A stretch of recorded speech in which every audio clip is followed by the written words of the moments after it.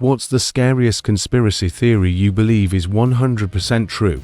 In the early 1980s, Coca-Cola deliberately removed Coke Classic, made with cane sugar, from production and introduced New Coke, aka Coke 2, as a ruse, knowing full well that people would complain that it wasn't the same as before. So they staged an apology commercial from Coke's CEO saying, "We're sorry, we hear you." When has a CEO ever said that? Lol. And Ray introduced Coke Classic with corn syrup instead of cane sugar, knowing that by the time it was re-released, the market's inventory of the original Coke Classic had largely been distributed and consumed, so very few people, if any, could actually compare them side by side to see if they tasted the same. By the way, the tariffs on cane sugar were increased generously just before they did this, which was a way to encourage domestic corn production. That Reagan conspired with the revolutionary Iranian government to not free US hostages until and unless he was elected in 1980. The Iranian hostage crisis was very damaging politically for Carter, who was a very likable and decent man. Americans sitting in Iranian jail cells severely eroded Carter's political position going into the 1980 election, and Reagan knew it. The hostages were released on the very day that Reagan took office, the 20th of January 1981, literally just minutes after he was sworn in. To this day, Iran has offered no formal explanation. Nuclear power. Climate change can be solved in a way that doesn't impoverish everyone. If we use nukes to make electricity, this solution was sitting there back in the 80s. When we first started talking about global warming, it's almost 40 years later, and we aren't building nuclear power plants. Throwback Thursday.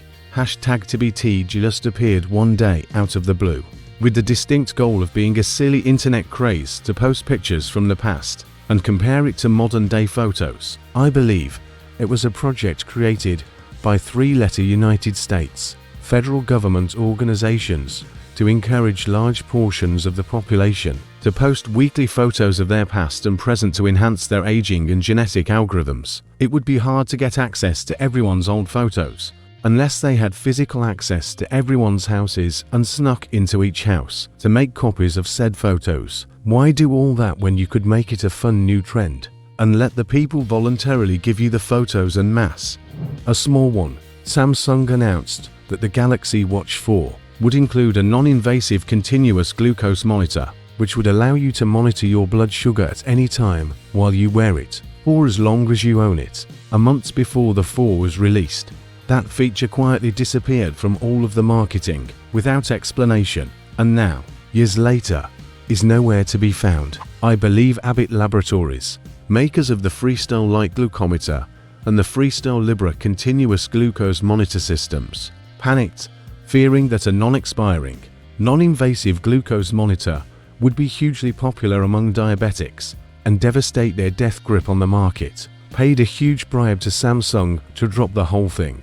More likely, they couldn't get either the accuracy or longevity to meet the stringent requirements of an actual medical device, and the legal team realized that when people started slipping into diabetic comas or having horrendously uncontrolled glucose levels, while their watch told them they were fine, it was going to be an absolute disaster. Bad data is worse than no data. That arresting the people in Jeffrey Epstein's little black book would bring this world to a grinding halt because of how many disgusting rich people there are in power. Insane crazy conspiracies purposefully get propagated to detract from actual shady stuff that goes on. What's more, it absolutely works. If you see someone even mention something might be a conspiracy, that person is automatically determined to be a lunatic. Dangerous when you consider just how corrupt governments, military, and corporations are. Anyone watch Stargate SG-1? They did a funny episode that was all about the Air Force sponsoring an in-universe show called Wormhole Extreme that was about the Air Force using a Stargate to travel through space. The reason they created the show was so that anyone who said the Air Force has a teleportation ring would get laughed at by people going, "Dude, that's just a show, you're crazy." It's a neat premise, and the episode is very funny and loved by fans. But here's what gets me. Stargate SG-1. is the only show officially sponsored by the US Air Force. The uniforms, badges, hairstyles, all had to fit USAF standards. So, the USAF sponsored a show about a teleportation ring, which featured an episode about the USAF sponsoring a show about a teleportation ring to throw off suspicion. So, that's neat. No one is secretly in charge from the shadows. The politicians we have are actually the leaders of the world, and are genuinely what people voted for. There are few things scarier than that. The double-slit experiment shows that light particles do not behave according to the laws of physics when not being observed. When it is observed, it does behave as expected. Some have compared this to a video game world, where a part of the world will only develop when a person is actually interacting with it. The theory being that we are actually in a simulation, and this is a telling glitch in the simulation. That's just some people's view, however. I'm sure a quantum physics specialist could explain it better. The elites 100% believe in climate change, and their answer is to consolidate resources and foster infighting. This is the thing that gets me. The people running oil corporations know they are a big cause of climate change. They believe it. The Koch brothers knew it. They hired a skeptic, Richard Muller, to debunk climate change. And he came back with, well, I was wrong. It's happening. Everyone at the top knows it is happening, but have duped millions into believing it isn't happening, so they can gather as much wealth as possible before it all falls apart. That the public school system is ineffective because it was deliberately designed to fail the kids, forcing them to shuffle off to the factories once their dreams are crushed at graduation. Yup. You'll notice that all a US education really trains you to do is be a factory worker. Look at the difference in consequences of being late. Tardy versus doing moderately poorly in school. Being late, tardy will get your parent, guardian in trouble, even arrested, while you almost failing is somehow not that same intervention. Don't get me started on rituals, like pledging allegiance, being forced to ask for a hall pass, bathroom pass, etc. You're taught to be a factory worker, whether that's an actual factory or a corporation that expects you to be a cog in a machine. But we're doing fine, right guys, right? The only conspiracy that I know to be absolutely true and can be verified is the cartel by all the world companies producing incandescent light bulbs. In and around the 1950s and 1960s, originally, with the light bulb, these companies would compete to produce ever-increasingly long-lasting bulbs in completion with each other, but then they got together and decided that a really long-lasting light bulb would eventually make them all unprofitable. So they agreed on a set lifetime for light bulbs and all produced them to that standard. Although they were found out and fined for this, it did not prevent them from continuing this behavior, and it is a standard model for many modern business manufacturing practices to produce a product that is just good enough at the right price point, but has a known expiry date so that the consumer must repurchase when it has broken. There are almost certainly literally thousands of products built the same way in order to maintain a constant stream of demand, resupply, and profit. Elites create chaos and divide us so they can go on their merry way of exploiting everything. They are stoking black versus white, right versus left, straight versus gay versus trans, etc. to distract us from them pulling the strings. We have to stop all this nonsense and get to the real problem, which is all driven by money, particularly where money and politics align. Microplastics are making men infertile, children of men, on the way.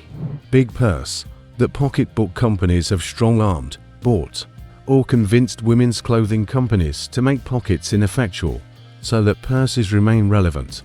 The food we have been eating in the United States is a huge part of the mental illness going on today. I started eating cleaner. I am not perfect, but I noticed such a tremendous change in my energy and overall being for the positive. I don't 100% believe it, but Flight 93 was shot out of the sky. It's the only real 9/11 conspiracy theory I think could be plausible, though still not likely. They knew the other plane was now on a suicide mission to hit a target, so they shoot it down and tell everyone it was a passenger uprising. There was enough sadness that day without having to admit The government needed to kill 40 of their own people. Scientists have found a way to protect our teeth for plaque cavities years ago, but because of the lobbying, they have been stopped from commercializing it. A very rich and powerful international organization has been covering up abuse of minors for decades, silencing those who speak out on it, and ruthlessly protecting itself from consequences. The Catholic Church. The Area 51 crash was real, but it wasn't aliens. It was experimental Russian craft with little people as pilots. The theory is that little people were used, so the craft could make it all the way across the Pacific. The goal of the mission wasn't to attack, but to freak Americans out, sort of like Japan's Fugo campaign. That there are no real criminal or conspiratorial masterminds, and that everyone is just incompetent to a certain degree.